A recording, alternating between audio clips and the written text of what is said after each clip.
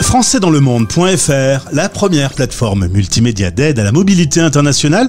Bienvenue sur notre podcast. Je suis Gauthier Seyss et j'ai le plaisir de passer 10 minutes avec Gabriel Durana, direction la Californie. 10 minutes. Le podcast des Français dans le monde. Françaisdanslemonde.fr. Et je pousse la porte de la plus grande école flamme du monde. On va donc, sous ce beau soleil californien, retrouver notre invité. Bonjour Gabriel. Bonjour Gauthier. Content de faire ta connaissance dans le cadre du partenariat avec Flamme Monde. Je poursuis mes petites balades. Je peux dire que les USA, c'est un bon souvenir. San Francisco et le coup de cœur que j'ai eu moi, je crois savoir que tu l'as eu toi. Oui, je suis venue en vacances en l'an 2000 et je suis tombée amoureuse de la ville et j'ai voulu y retourner plein de fois en vacances et après je m'y suis installée en 2004. Alors on va remonter un tout petit peu encore dans le temps. Tu es née en Argentine, fille de réfugiés. Tu es arrivée en France à l'âge de 6 ans. Tu ne parlais pas bien le français. D'ailleurs, si je te chante Pomme de Renette et Pomme d'Api, tu me jettes ce que tu as à portée de main à la figure. Alors, en fait, quand je suis arrivée en France, le seul mot que je connaissais, c'était bonjour, parce que j'avais un t-shirt qui disait bonjour dans toutes les langues. Mais effectivement, je ne parlais pas le français et la maîtresse n'a pas été particulièrement douce pour m'accueillir. Et donc, j'avais été punie parce que je ne chantais pas cette chanson et je la chantais pas avec les autres enfants, évidemment, parce que je la connaissais pas et je parlais pas le français. Mais bon, heureusement, j'ai réussi à surmonter le trauma et apprendre le français et plus tard j'ai créé une association pour que les enfants d'immigrés dans la baie de San Francisco ne vivent pas le même sorte de traumatisme. De traumatisme. Et tu leur fais pas chanter Pomme de Renette du coup aujourd'hui? Alors c'est pas moi qui le fais chanter, c'était la maîtresse, mais effectivement c'est une tradition française donc on la chante aussi. Très bien. Tu fais des études d'économie, un long cursus d'économie, école normale supérieure. T'essayes de rentrer à l'ENA, bon, ça ne marche pas. Tu te retrouves à travailler dans l'enseignement.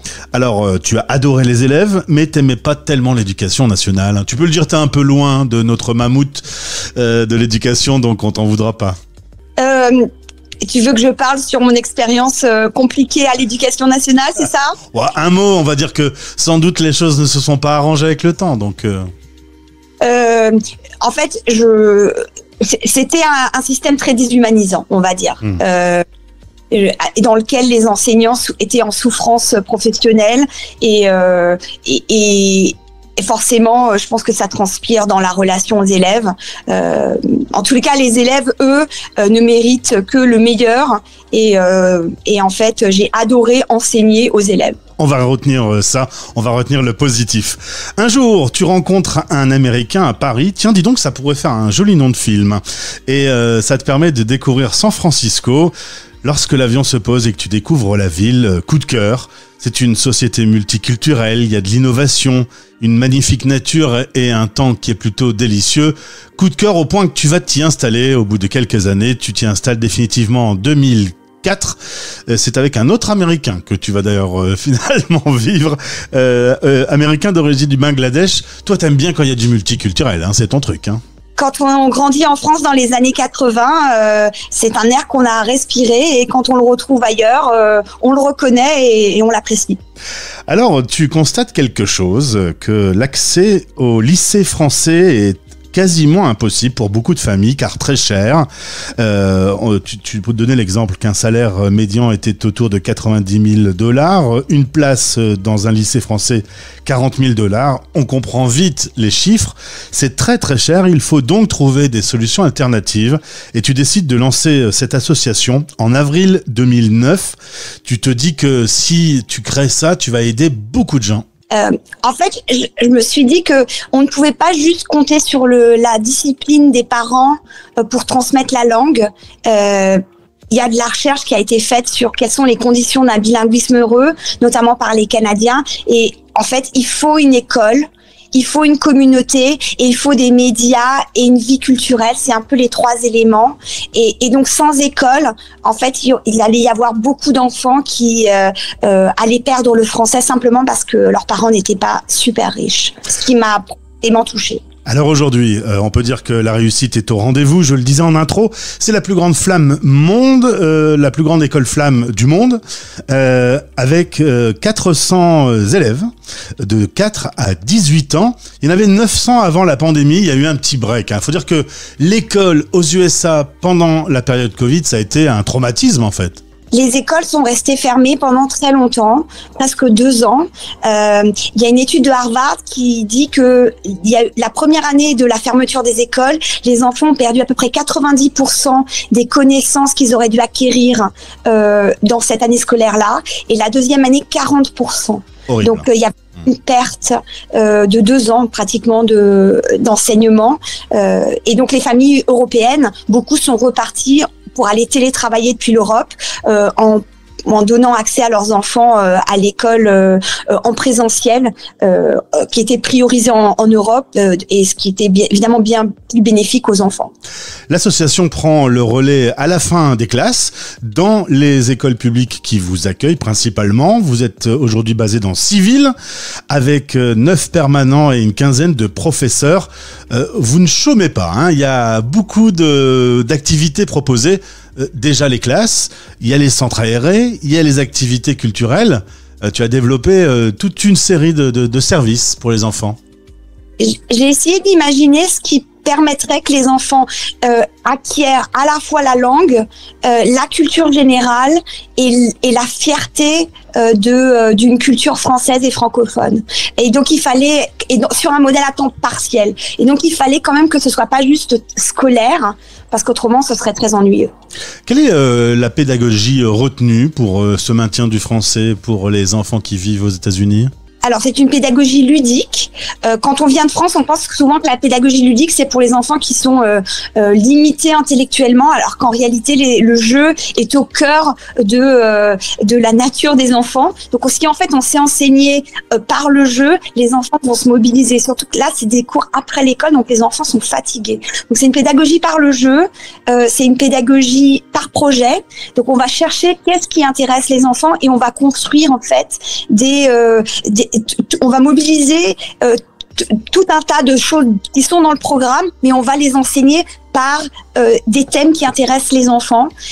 Et l'autre aspect aussi qui est très important, c'est que on utilise une approche socio-émotionnelle. Donc on enseigne l'empathie, on travaille beaucoup les émotions, ce qui permet que les enfants en fait s'ouvrent et soient plus réceptifs. Tu as dit vouloir répondre aux besoins des familles françaises qui vivent aux USA. Et quels sont ces besoins ? Alors les besoins sont très différents selon les projets de ces familles. On peut avoir des familles qui sont là de manière temporaire, on peut avoir des familles qui sont ici de manière durable, on peut avoir des familles qui sont franco-françaises ou des couples mixtes, on a des familles francophiles aussi. Donc il faut avoir, disons, différents offres pour différents besoins. Ce qui est certain, c'est que nous, en fait, on a vraiment une approche où on va travailler la motivation intrinsèque des enfants et pas juste faire du gavage des oies pour qu'ils puissent passer les évaluations du CNED. Parce que ça, en fait, c'est avoir des résultats à court terme, mais à moyen terme, on ne travaille pas, en fait, l'identité française et la motivation profonde des enfants de demeurer français et européens ou francophones et européens. Donc, c'est très, très important que les enfants aiment ce qu'ils font avec nous et pas juste qu'ils aiment et qu'ils apprennent, mais pas juste qu'on les force à faire ces choses, parce qu'autrement en fait on tiendra pas la longueur. Pour qu'un enfant devienne bilingue, ça prend 15 ans. Donc il faut qu'ils restent dans notre dispositif pendant de nombreuses années, et donc il faut qu'ils y trouvent leur compte. Et du coup, quand il n'y a pas école, vous avez pensé au cahier d'activité, ça s'appelle la collection Virgule, c'est pour pouvoir continuer à exercer et entretenir un peu le français à la maison ? Alors, c'est pas exactement ça. Ce qui se passait, c'est qu'il n'existait pas de méthode pour les enfants de langue maternelle française non scolarisés au lycée français à temps partiel. Et donc, en fait, on a développé cette méthode anciennement avec de la réserve parlementaire, comme quoi il y a des choses positives qui ont été faites avec la réserve parlementaire, et on la partage, donc on l'utilise dans notre propre structure et on l'a mise au service en téléchargement gratuit de toutes les autres associations et des parents isolés dans le monde. Et si on avait de nouveau de l'argent, on développerait des cahiers de vacances, on développerait une méthode de lecture, mais malheureusement le type de subvention staff qui a remplacé la réserve parlementaire n'est pas adapté à des projets comme les nôtres, parce qu'en fait ce sont des projets multi-annuels et des projets qui ne sont pas juste centrés sur notre région, mais qui ont en fait une portée mondiale.